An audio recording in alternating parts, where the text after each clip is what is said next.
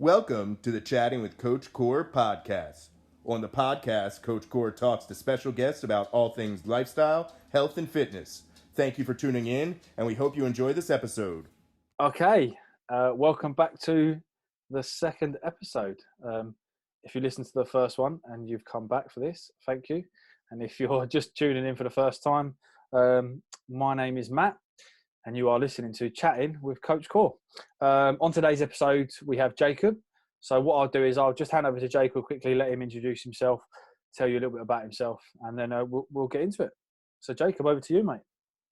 Awesome. Thanks for having me on here, mate.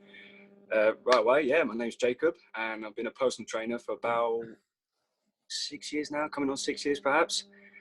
And before really I got into personal training, my background was into boxing and martial arts. Started off with the martial arts from about 9 years old, and then I found my true love, which was boxing. Got into that at 16 and was really competitive in that. Short career, nothing major, only had like 8 fights, but I loved every second of it, the training. The fights gave me a little thrill, and I'm big into boxing this day, just like watching any major fights happening. And went on to become a PT, done that, and currently, as I stand, working at Pulse Car Shorten.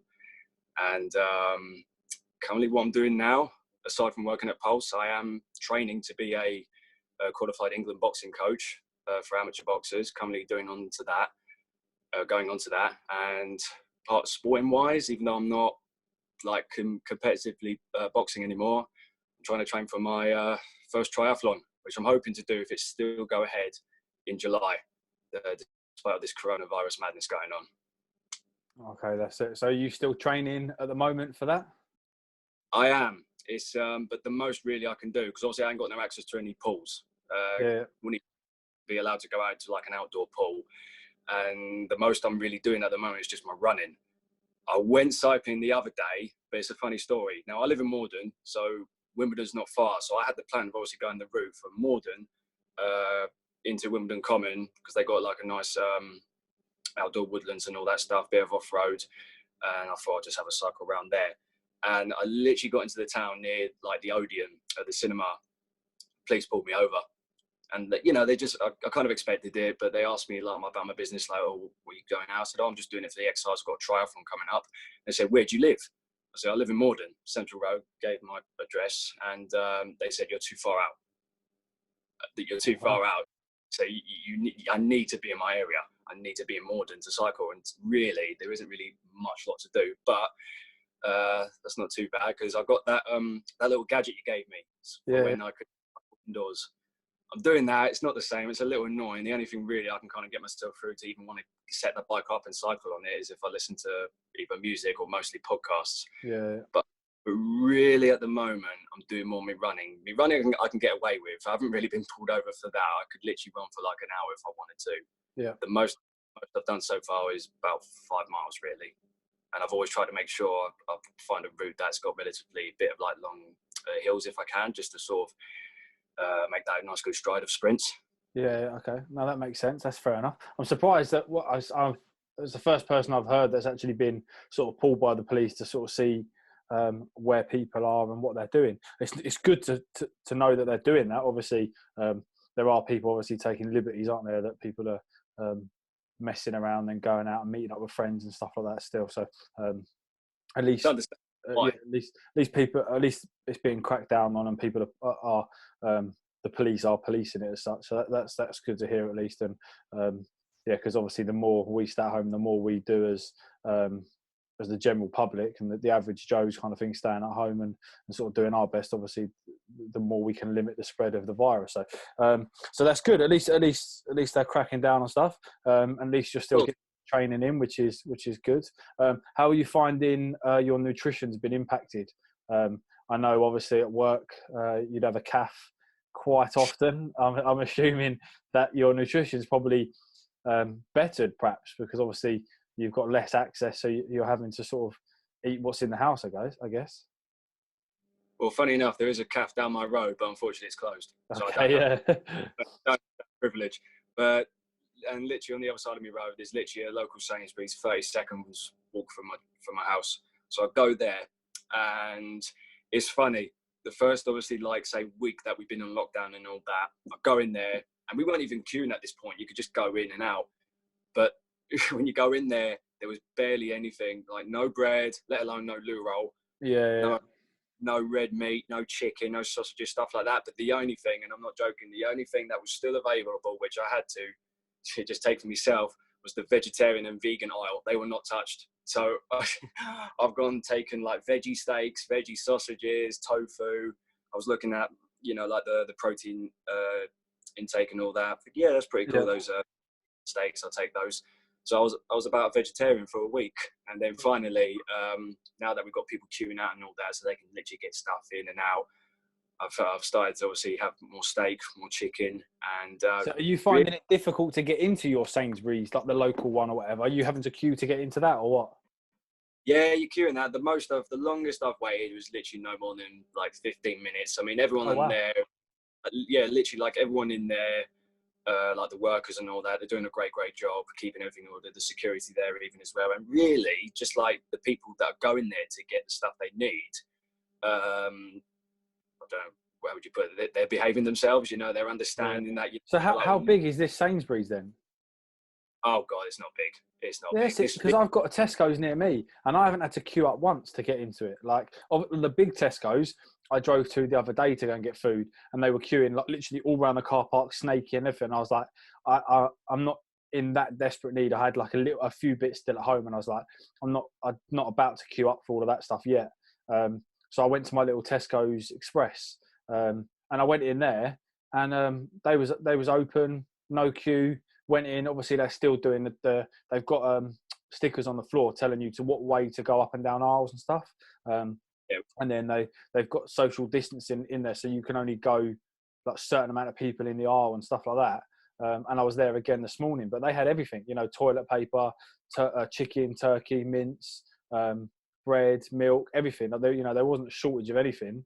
I guess where now everyone's probably got all the food they need, that no one's needing to stock up. And then again, like you said, the supermarkets are doing a good job in terms of not allowing people to bulk buy and stuff anymore. So you can only go and effectively get what you need at the time, I guess. Yeah, I mean, I saw a geezer try to take more milk than he needed, and obviously one of the staff members had gone and told him, and just like, you can only take like, what is it, 2 items of each and all that stuff.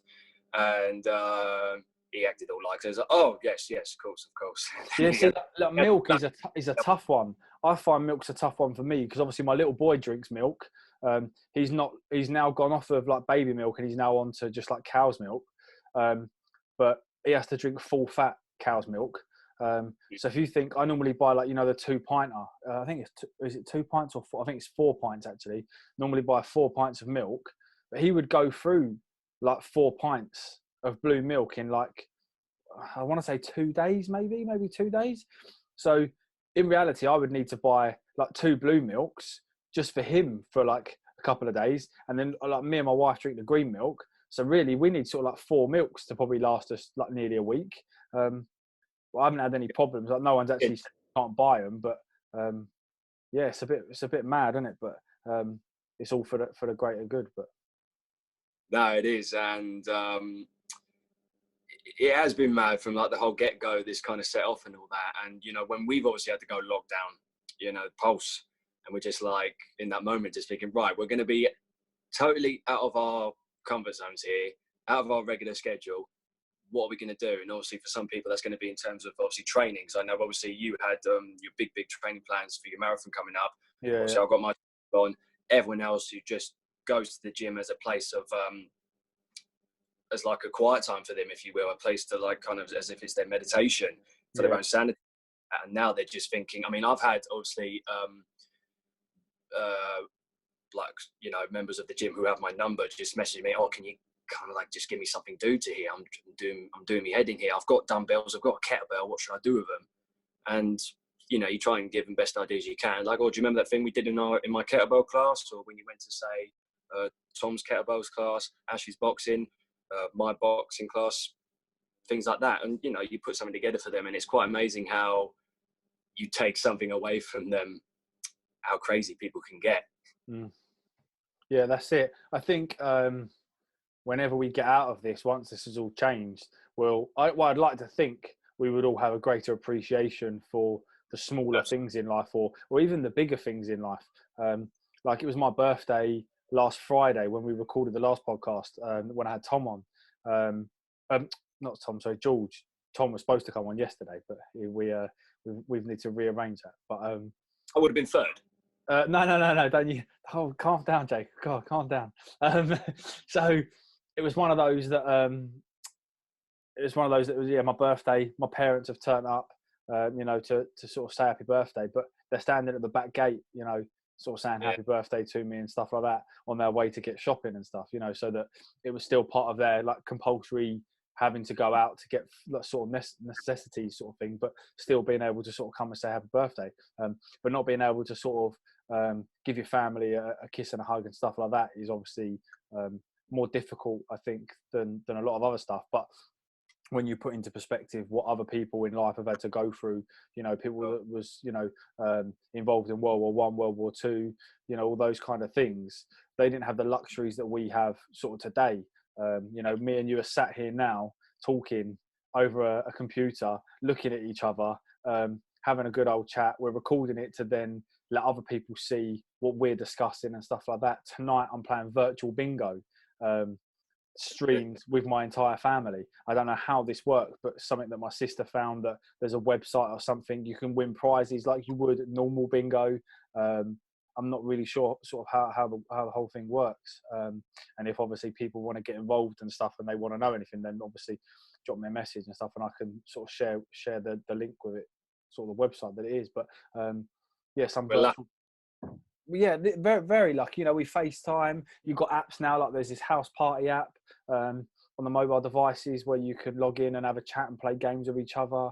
I'm not a massive gamer in terms of playing PlayStation and stuff like that, but one thing I do play probably every other night, I'd say at the moment, is Fortnite on PlayStation. Partly because I'm quite tight and it's free, so I don't have to pay for anything. And it's one of those games that you can easily log in and log out. If I need to quickly disappear off to do something, I'm quite happy to turn it off and crack on.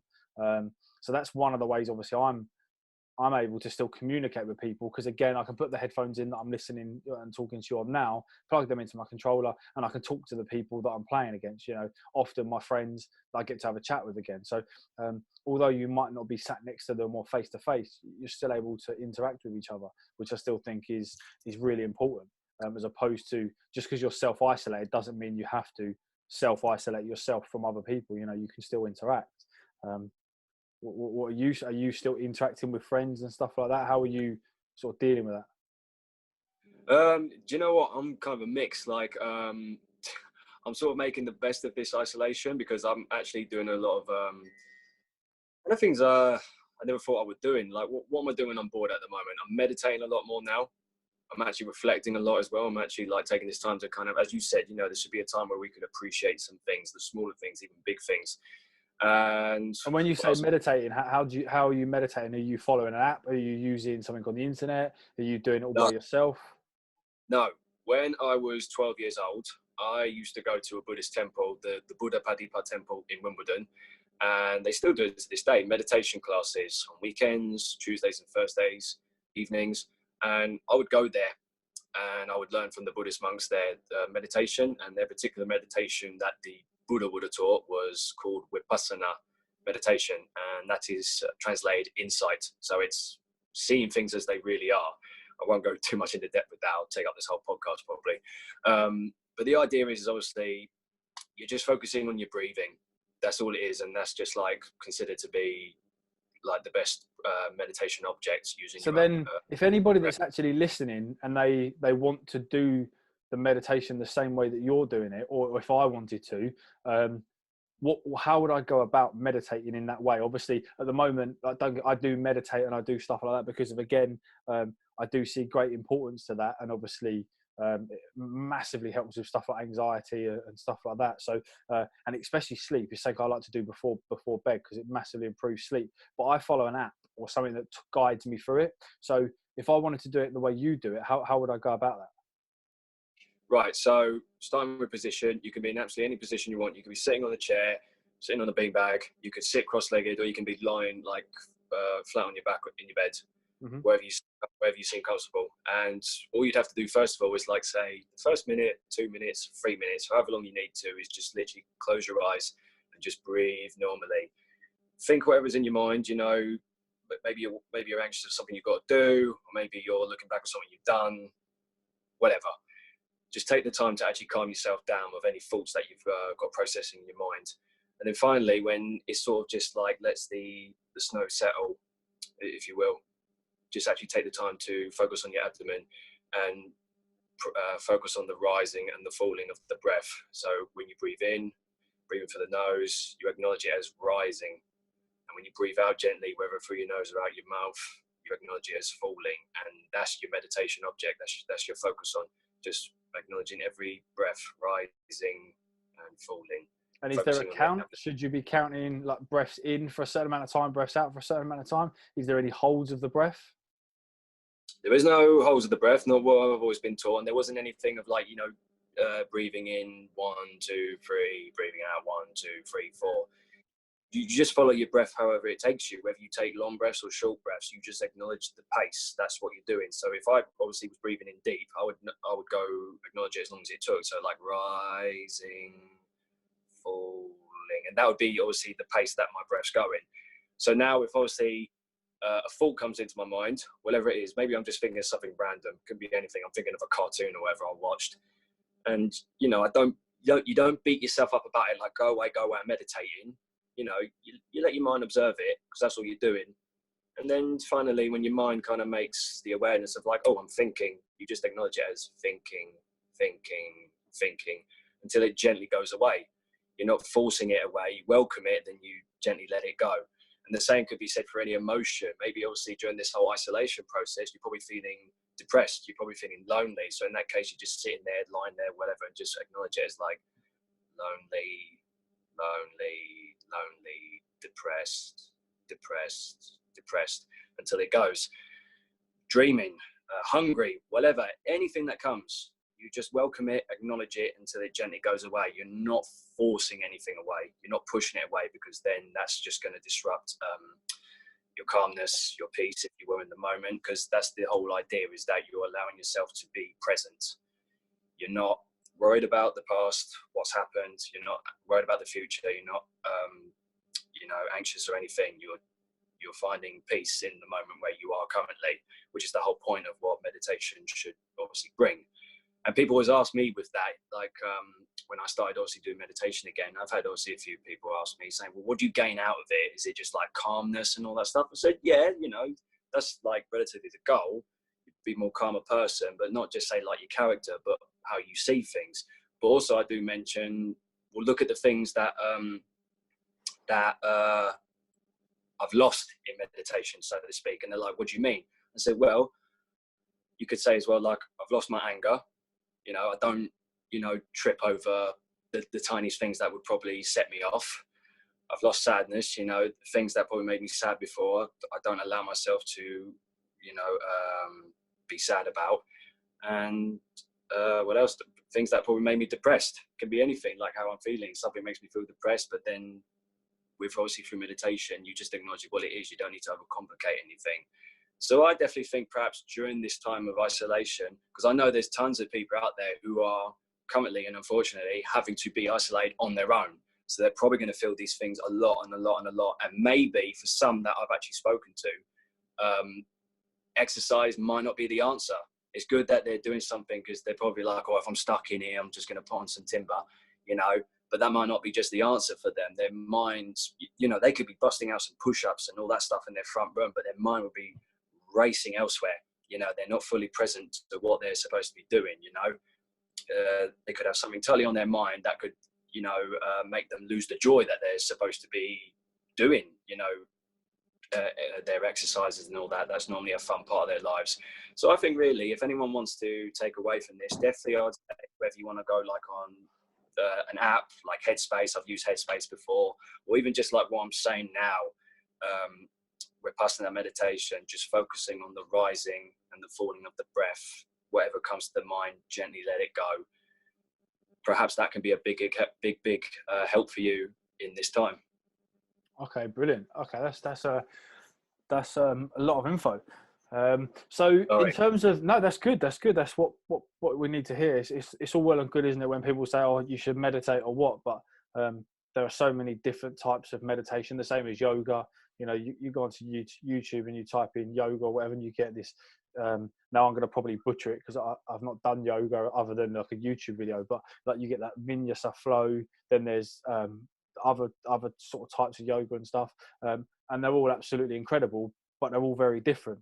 So it's one of those that it's, you know, to go and say you're going to go and do yoga to a yoga teacher, it doesn't really mean much, I suppose, because of there is that same discipline. The same as, you know, I suppose to us when they come to us and they want to lift weights, you know, there are different rep ranges for different and desired goals, and you wouldn't do only one of them. You would obviously sort of what a wide spectrum. You know, you should be training in all rep ranges and stuff to get the most out of everything. But I go off track. So in terms of your own training and stuff that you're doing, are you doing any resistance training, any body weight training or anything like that at home at the moment? At the moment, really just body weight training. I used to have resistance bands, but I gave them to a friend who wanted them because I wasn't using them as much. Because I was only really, I mean, you can remember seeing me in the gym, I was really ever using them to practice doing my pull-ups, you know, because I wanted to do like all like good 10 reps of pull-ups. That was the goal.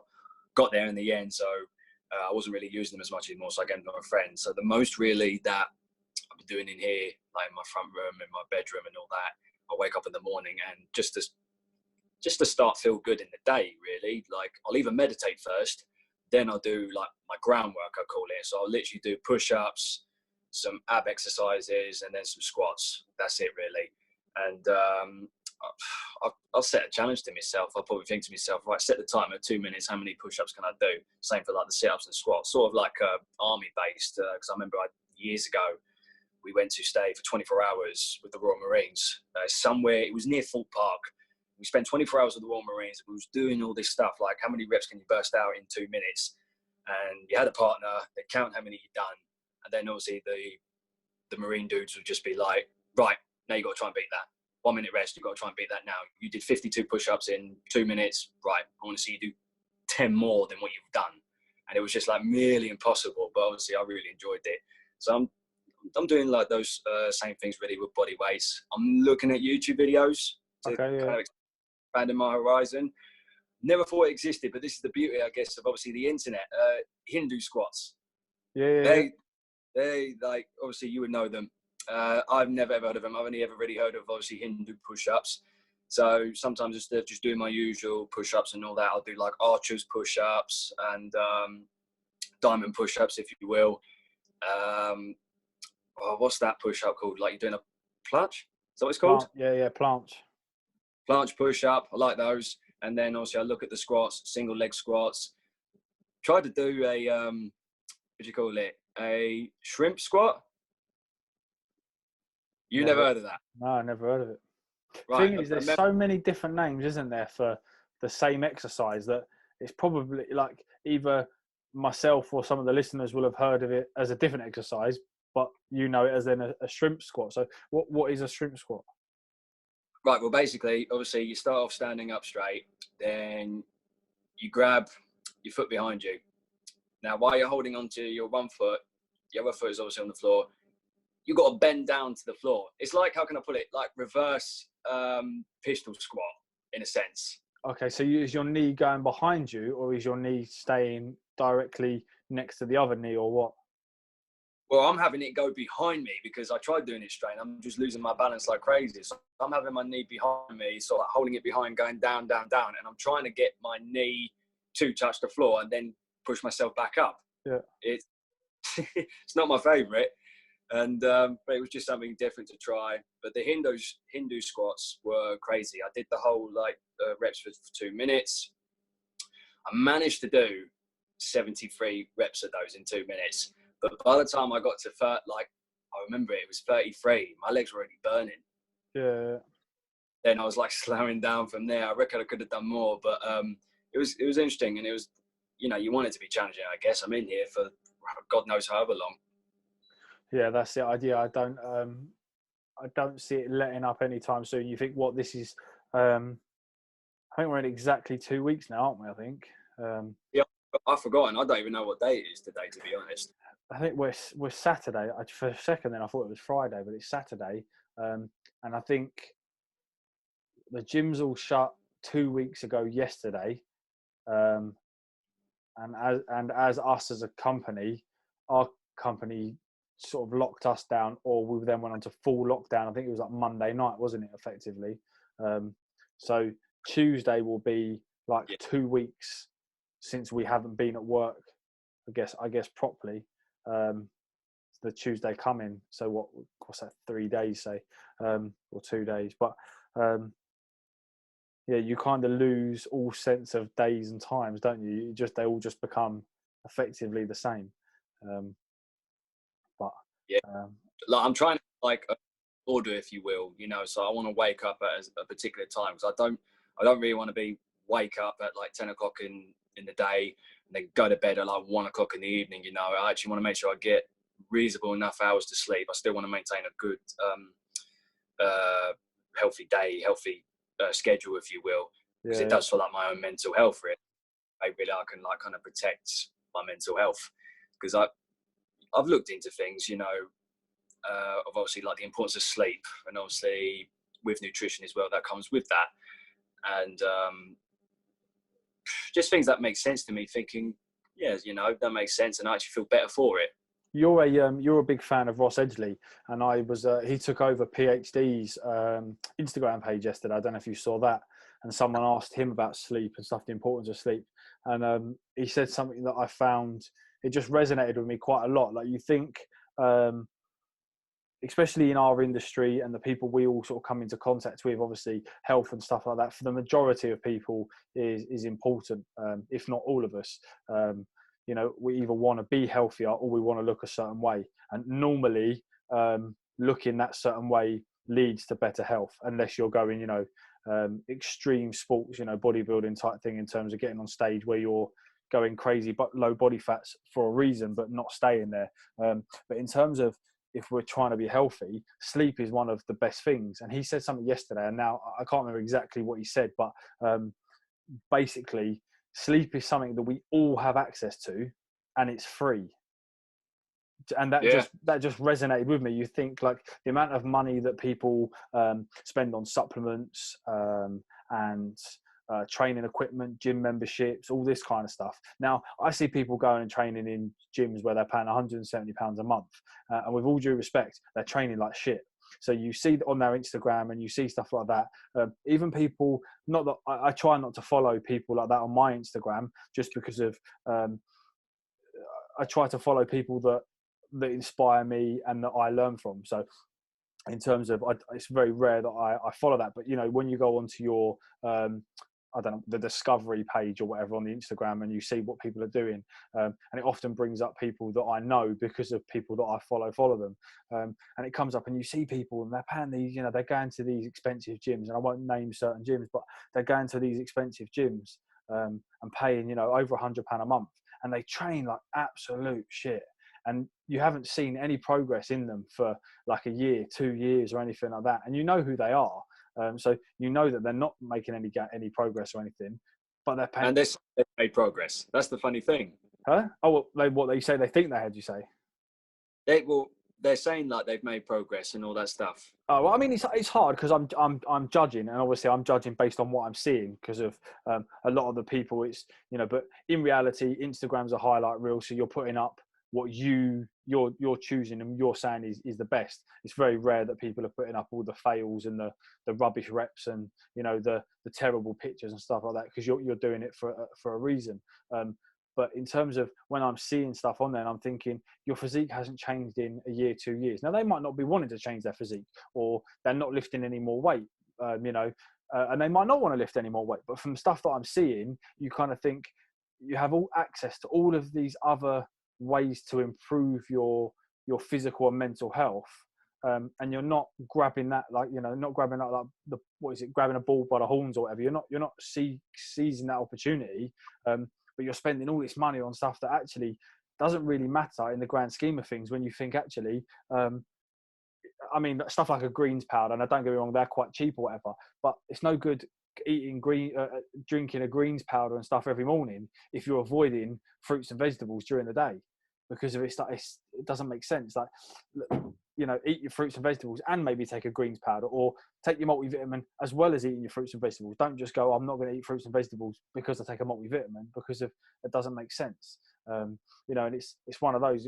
So when Ross Esley yesterday said about sleep is free, it just made me think a bit like, actually, yes, often we will stay up late and watch TV, and especially now, you know, we're sat indoors, so we're actually being very, very lazy for the majority of us. Now, I'm speaking obviously from myself, but we're not able to get out of the house and go and walk and stuff like that. So in terms of people like yourself, myself, and stuff like that would perhaps do over 10,000 steps a day, you know, that we would see on our activity tracker on our wrist, we're now probably struggling to hit anywhere near sort of 2,000, 3,000 if we're lucky, perhaps. So, you know, we're not doing much, and then we're eating probably more because we're getting bored. So we're going backwards and forwards to the fridge and, and eating whatever. We're doing less, and then we're probably staying up later because we're going, oh, I'm going to watch this on telly, or I'm going to watch this. Yeah. When in reality, we probably want to be using this opportunity to stay nice and healthy. And that would obviously then protect us in the long run as well. So getting some that free sleep, which is incredible for your health, probably a lot of us are avoiding. Well, you think, right, especially how like I'm looking at this, is I'm actually looking back and reflecting on how busy obviously our lives are when we get up early, we go to work, we do like our 8-hour shifts or longer. And a few of us will probably like stay behind to train clients, and we go to bed late because of it, you know? So we're literally out all day. So this would actually be like a perfect time to actually take back, obviously, the hours you've put your body through so much stress.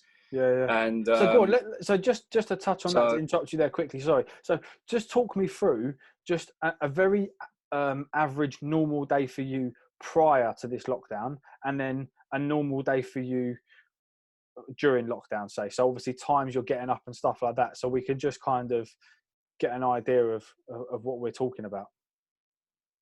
Right. So before this whole lockdown took place and all that, before this all madness broke out, my average day, because mostly I do obviously the morning shifts at Pulse. And so if we're talking like when I do a morning shift, I'll be up about either 4 o'clock sometimes or 3:30 in the morning. 4 o'clock if I want to like do something, whether I just want to have that time to meditate, or even just literally like just sit in my bedroom and just kind of embrace the silence, if you will. That's just my way of getting my day started, you know, before like I can allow the craziness to begin. And then obviously I'll leave about 5:20, get to Pulse for 6. We open, we get ready. I've got my first class to teach, obviously 6:35 in the morning. Between that, I'll either do some cleaning or some inductions. And then 9:15, got my second class of the day. And then up until 2:30, I'll finish. Now, generally, I'll either have like my first client straight after I finish my shift. So maybe say 3 o'clock, sometimes 2:30, right when I finish. That'll be half hour, an hour. On average, I would have about 3 to 4 clients in an evening. And that could spread out, you know, I might have, say, a 2-hour gap in between. And either like I'll go home, kind of recharge. If I feel really up to it as well, even though there's been a lot of times I really, really didn't want to, and you know this better than me, mate, you know, I'd force myself to go to a run, even if it's relatively short, but, you know, something better than nothing, you know, just to still keep on that path I was taking prior to doing to this triathlon. And then come back, train like my last 2 clients of the evening. Probably I'd finish about 9 o'clock, and then I'll come home. And because like my mind's still wide awake, I have to really just kind of calm myself down, really, to get myself in that zone of like get ready for bed. Because the last thing really I want to do is get in bed and still be on my phone, because that would like keep me up. So what time are you normally getting to sleep, do you reckon? Right, if I'm lucky, 9:30. That would always be really. I'll be in bed at 9 and I'll be on my phone for a bit. Maybe I'll read, and then by 9:30, that's it. Like shut everything off, you know, turn all the lights off, and actually just like lie there until I doze off. And it's like a 5-minute test I try and do, where, you know, you just lie there, get comfortable as possible, close your eyes, And if in 5 minutes, I feel absolutely dozy and sleepy, then you're supposed to be going to bed, going to sleep. But the latest, really, and this is obviously on average, if I've just finished training my last client, I get to bed, go to bed about 10 o'clock. And again, I'll just lie there till I have to doze off to sleep. Yeah. Okay. So I try to, it's probably not enough hours, but I try to get at least something on average, I probably get about 6 hours of sleep. I try to get 7 or 8. And then what's a day looking like for you at the moment then? Right. So how it's looking, I've set myself to obviously get up sometimes 6 a.m. in the morning. If I feel really energized, I'll wake that way. If not, I'll get myself up about 7, and I'll either run first, then come back, meditate, or I'll meditate, then go for a run. It's one of those ways. And for the day, I'm actually taking this time to kind of keep my brain busy. So I'm actually I forgot the name of this app. Tom told me about it, but I'm learning Spanish. I've always wanted to learn Spanish, and I'm enjoying that. As well as you exercise your body, exercise your brain, I believe. Done that. Reading more. This is probably the most really I've properly read. I mean, there's been a lot of times I've brought books and I said, I'm going to read this, but due to doing work in and out with clients and all that stuff, the book's always just left there. So I'm actually taking the time to actually pick it up. And the book I'm actually currently reading at the moment is called, and it's actually very, very appropriate, I think, for the time that we're in right now, is No Time Like the Present by Jack Cornfield. I'm already in 2 chapters into this book, and I think it's absolutely amazing. It's all about finding freedom, love, and joy and happiness right where you are. So maybe this is something for people out there. If, you're trying to get yourself through this isolation, maybe pick up that book, audio, or the book itself, up to you. So I'm reading more, keep my brain busy, kind of fun quizzes, learning Spanish, still interacting with obviously people. But as I said before, I'm finding a balance. I'm making time for people to let them know, hey, look, I'm here if you ever want to chat. Obviously, people that brighten my day I talk to. And a lot of times I'm actually enjoying the solitude because I'm extremely introverted. So I actually do enjoy my own space and finding my own peace. And I could literally sit outside, watch the grass grow with a cup of tea in my hand. I'll be happy. That's just me. So I'm finding a balance for both those things, internal and external, but that's just how I make it work for me, really. And, I don't stay up too late. Like I said, I'll go to bed at 9 o'clock. If I'm not, knackered and I feel like, and I'm not feeling, drizzling off to sleep and all that stuff, I will literally then probably just read for that half an hour. But then again, 9:30, I'll turn everything off and just lie there if I have to until I eventually doze off to sleep. Okay, cool. That's sounds like a productive day. Bit of Spanish in there as well. Love it. Okay. Okay. So what about you? Well, I mean, obviously, in terms of my day prior to this, very similar to yourselves. I don't PT anywhere near as much as I used to, especially one-to-one PT. I do online coaching type stuff where I program stuff for people, but I don't do as much as that as I used to, just because of since becoming a dad, just having that free time isn't as much as I used to. So when we was working again, I'd be up at 4 o'clock in the morning, and it would pretty much be get up, get showered. If my son got up around that kind of time, I'd normally get his bottle ready, and I'd sometimes be lucky enough to give him his bottle before I had to leave. Other days I'd just have to get his bottle ready, leave it upstairs for my wife, and then she'd give me his bottle in the morning. And then obviously I'd be at work at 6 in the morning. So up at 4, at work by 6, and then I would finish at 2, depending on whether my wife is working or not. If she's not working, I would normally hang around and train for an hour. And if she isn't working, I would then have to rush off. No, sorry, if she is working, I would then have to rush off and go and pick my son up from where he's being looked after while she's at work. So normally every Tuesday to Friday, I'd have to rush off and pick him up. On a Monday, normally I'd have the time to go and train. So, and then I'd be home, and then it would basically, I don't want to say dealing with him because that makes it sound like it's a chore, but I suppose getting to spend time with him and just playing and stuff until it's a case of bedtime. So I would basically sort of play around with him, watch a bit of TV with him, bit of CBeebies, that kind of stuff. We'd mess around. Then we'd have dinner at sort of normally 5 o'clock. Then it'd be like bath at 6, and then normally into bed by 6:30, 7. And then it'd be a case of like, now I can go downstairs and do everything that I now need to do. So I do all the cooking in my house. That's just something that I choose to do. I love cooking, so my wife doesn't do any of the cooking. I do all that, and that's happened forever for as long as, well, I think we've been together now, I think just over 6 years or something now, and I think she might have cooked for me twice in those 6 years. And you think we've been living together for, I want to say 3.5 years, I think, maybe longer. So, you know, I do a lot of I do all the cooking, and then yeah, so we cook, eat, wash up, and then by that time it's almost like time for bed. You might get to sit down for an hour to watch a bit of TV, and then it's bed. Hence why I don't do so much PT or anything anymore, because I don't really have the time to program stuff for people and sort of give them the attention they deserve.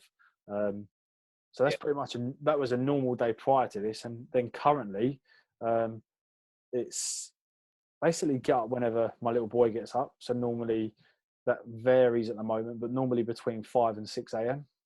So that's a lay-in for us.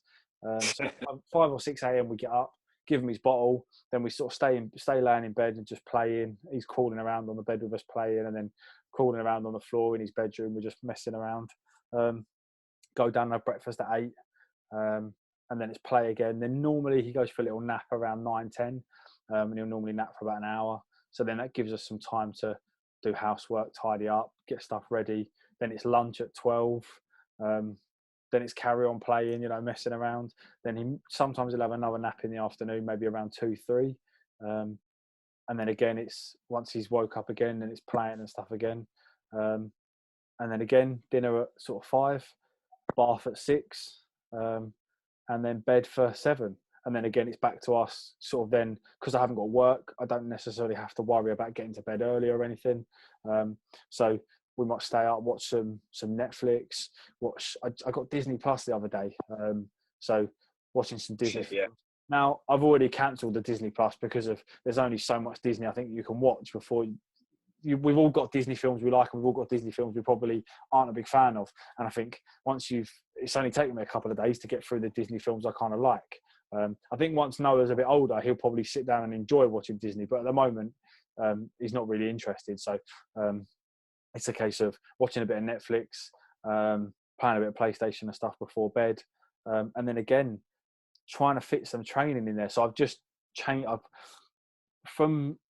I'm doing obviously a lot of body weight stuff and that kind of stuff, but I don't want to neglect my strength stuff. So I'm trying to get into some calisthenics and stuff like that, because that's all I kind of have access to. I don't have the ability to. I've nearly convinced my wife, or I did convince her. It didn't take much convincing, to be fair, but she was happy for me to set the squat rack up in the living room. So I'm lucky enough to have some sort of thick mats in the garden, and I went out in the garden the other day and measured them up. Brought the tape measure into the living room. She was like, "What are you doing? Are you bringing those mats in here?" And I was like, "Oh, I was thinking about it." And she was absolutely cushy with it, so I was very lucky there. But I was looking at potentially bringing the squat rack into the living room, setting it all up so I could squat, bench, and deadlift and stuff in the living room. Now I haven't done that in the end. All I've got in the living room is the bench and some dumbbells, and then I'm doing sort of I'm trying to do 2 workouts a day at the moment. So I've got like an AM workout that's a 4-day workout. So I just rotate that every 4 days. So it's day 1, day 2, day 3, and day 4. And effectively, day 1 is like, let's say, bench press. Day 2 is rows. Day 3 is shoulders. And day 4 is squats. And it's just one exercise, 4 sets, and basically as many reps as possible for each set. Because the weight I've got isn't really heavy enough. I've only got a set of 22.5 kilo dumbbells in the living room. So it's a case of I will just rep out for 4 sets on bench, 4 sets on rows, 4 sets on shoulders, and 4 sets on squats, like a front squat, holding the dumbbells on my shoulders and doing a front squat, and just repping out. And the aim from each session would be to try and follow the principle of progressive overload to allow some kind of muscular adaptation, depending on, like, the shoulders I did this morning, for example. 4 sets of 5 was actually quite tough. So in terms of the rep range, we're there looking at building sort of strength and power, aren't we? More strength, I say, for the rep range that we're at. But obviously squats, chances are the reps are going to be quite high because it'll be quite light for me for squats, and the same for bench and rows. It'll probably be, again, we'll probably be looking at more muscular endurance for those exercises. But it's a case of just following the principles of progressive overload for that. And then I've got a 2-day workout for my PM sessions, which is either yoga or it's calisthenics. So the calisthenics will just be resistance band stuff and bodyweight stuff. And then the second workout, like the next day, would be yoga, and that would just be something off of YouTube. There's a guy called the Bodyweight Warrior, which I follow on YouTube. I'll do some of his stretching stuff. There's also Insima, I can't remember his surname, but he does. Say again. Is it the Smooth Panther? Yeah. I thought you pronounced his surname then. I was like, go on. The Smooth Panther routine. So yeah, I'll do those as well. And then one of the members at the gym, she'd recommended doing, I don't know what the yoga was called. Let me look. Well, I've got my phone here. Let me look. She'd recommended some workouts or some yoga workouts to do. So I went onto YouTube and she'd recommended them when she found out I was doing the marathon, and said to give them a go because it'd be beneficial. It's called Yin Yoga.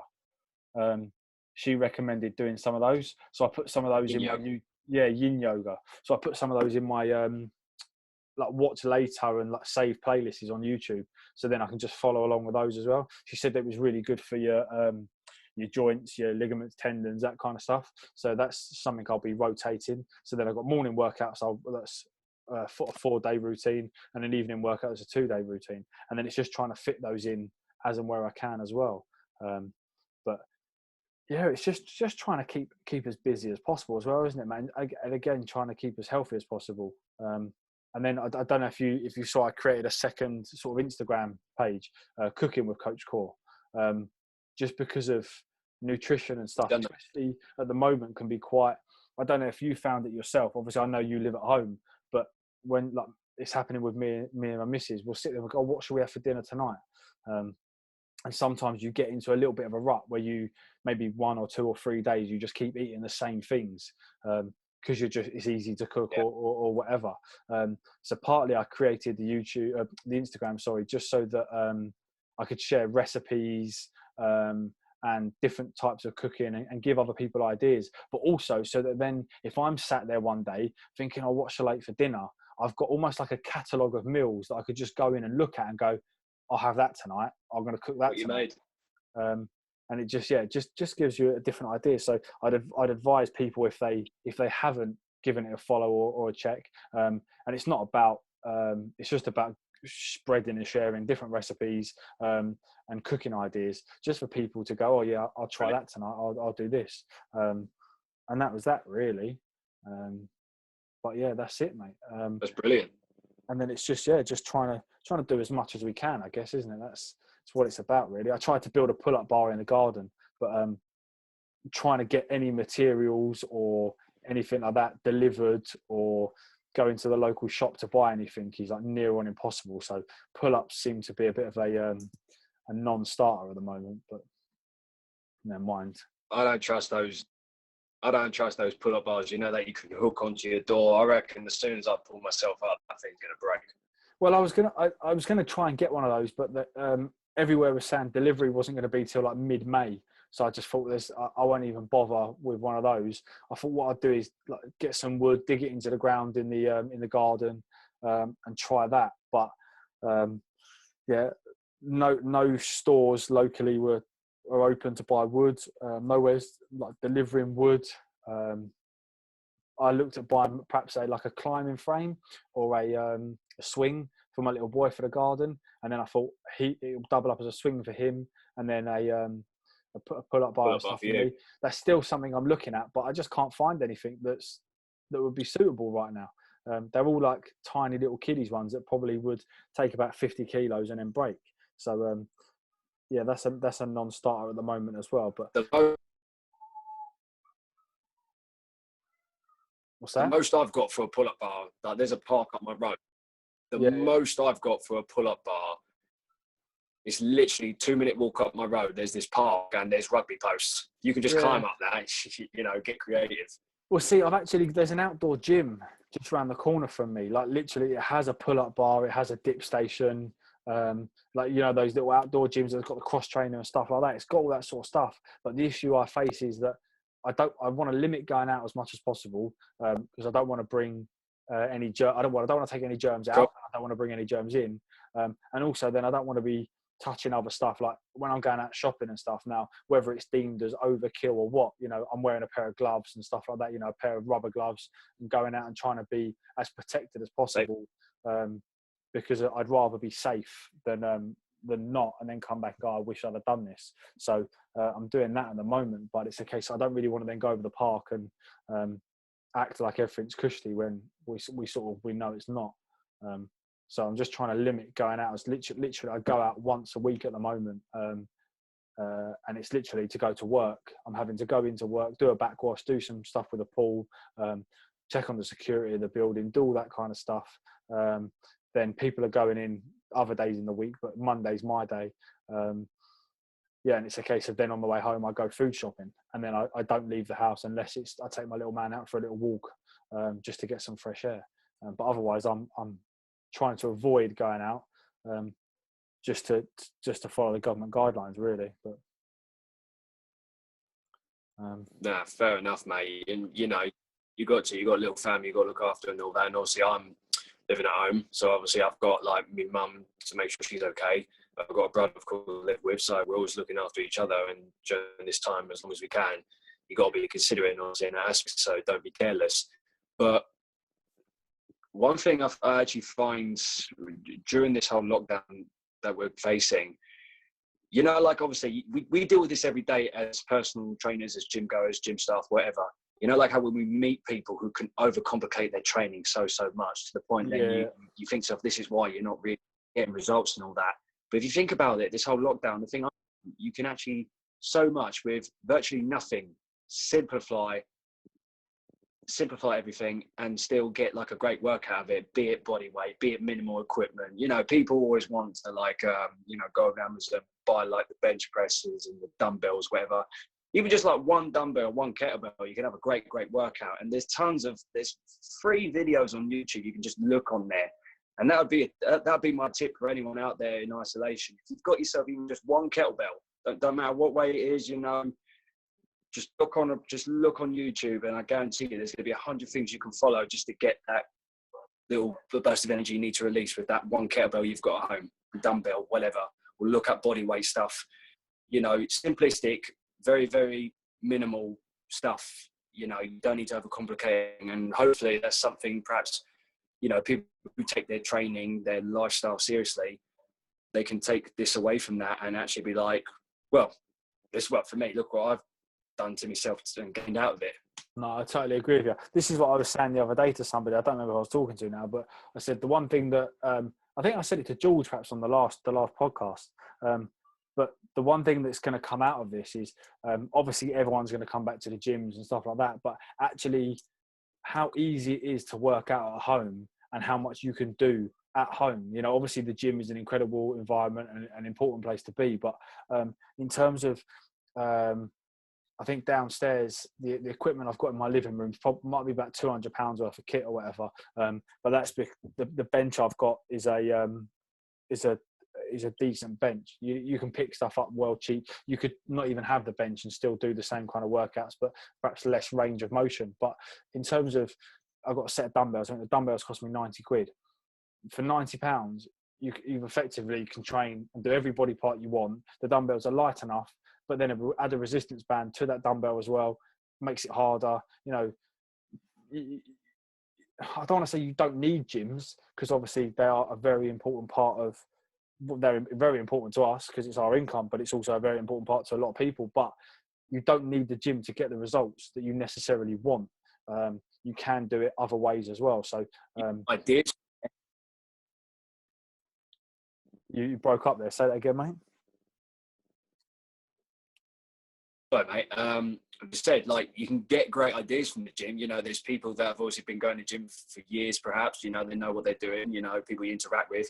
But obviously, the staff as well. You know, staff, gym instructors who know what they're talking about. If you as a person that, you know, you're always on the road, you're always working, you know, you're a member of a gym, barely go to the gym. Even say if you're visiting a gym at a place you have to work, you know, you're cramped up in, say, an office or your hotel room, for argument's sake, what could you do? And someone could just literally give you some ideas that you can do and still meet your goals if need be, you know? Yeah, that's it. Well, it's incredible how creative people are getting at the moment, especially when you see on social media and stuff how people are doing their workouts and stuff. There's a hell of a lot that can be done. So I'm very conscious we've been on here for quite a while now. So what I'm going to do, Jacob, is we'll end it here. But before we do, I'm going to throw you right under the bus and throw you on and sort of put you on the spot. Give the listeners 3 tips that you think are more important now than ever for health and fitness. So 3 tips. 3 tips. I think number 1, I'd have to say, still keep contact with your friends and loved ones. You know, as much as you know you're in isolation, just remember you're not alone. So still keep contact with people that you care about. Keep that going. I think that's important for your mental health. So prioritize that, number 1. Number 2, don't overcomplicate any workout. If you're at home and you want to let off some steam, whatever it may be, you know, there's free access out there, YouTube videos, you can follow stuff. Or even if, say, you and your friends, you know, you go to together, you know, meet up on like that, you know, WhatsApp, FaceTime and all that, push each other, you know, give each other tips and all that stuff. And just still be, you know, on point with your nutrition, you know. As much as obviously we're probably feeling lazy right now, we're not doing much, let's not get carried away and just eat everything in sight. Let's still, you know, prioritize, look after our bodies and respect our bodies as they deserve to be so. Good man. Okay, well, we shall log off there. Thank you very much for coming on, Jacob, and having a chat with us and sharing some insight. And hopefully the listeners got a lot out of that, especially stuff with meditation and stuff. And we shall catch up with you soon. Absolutely. Thank you so much for having me on here. I really enjoyed it. No worries. Brilliant. Cheers, mate.